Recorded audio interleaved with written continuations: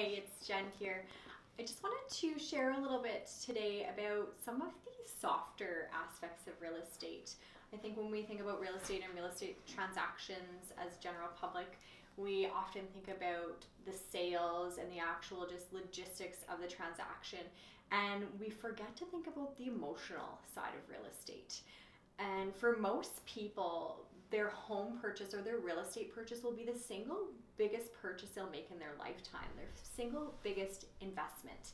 And that alone carries a lot of loaded emotion with it.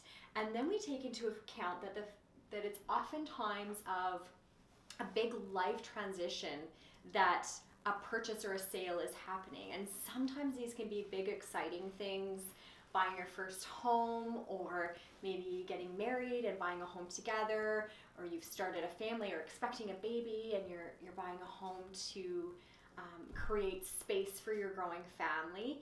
And then a lot of times the choices to sell a home or even for a purchase maybe aren't loaded with as many excited emotions, but either way it can create just a very, very overwhelming emotional experience for a lot of people. And we always advise our clients as they're moving through to be aware that it is a really emotional process and there'll be lots of emotions coming into play, and just giving yourself the permission to experience the emotions that are coming up.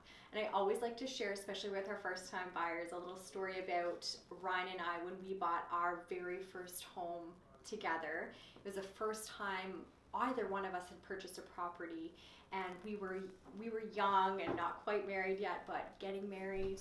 And I remember sitting there and signing the paperwork, and it was really exciting and lots going on, and we were so thrilled to be able to make this purchase together. But as we walked out of that space, Ryan had this huge grin on his face and was on cloud nine and so excited, and I actually felt like I was going to be sick to my stomach.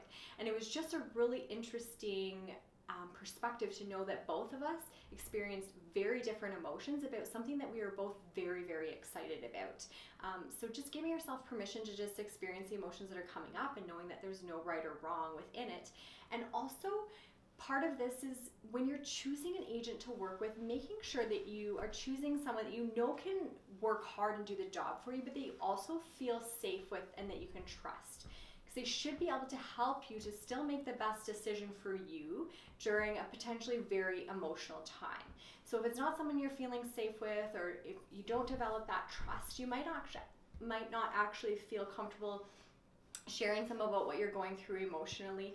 And those that have been in the industry and worked with clients know that everyone can be emotional during this time, and there shouldn't be judgment within it, but they should actually be able to still help you make the choice that's best for you, even if you're feeling a little bit heightened.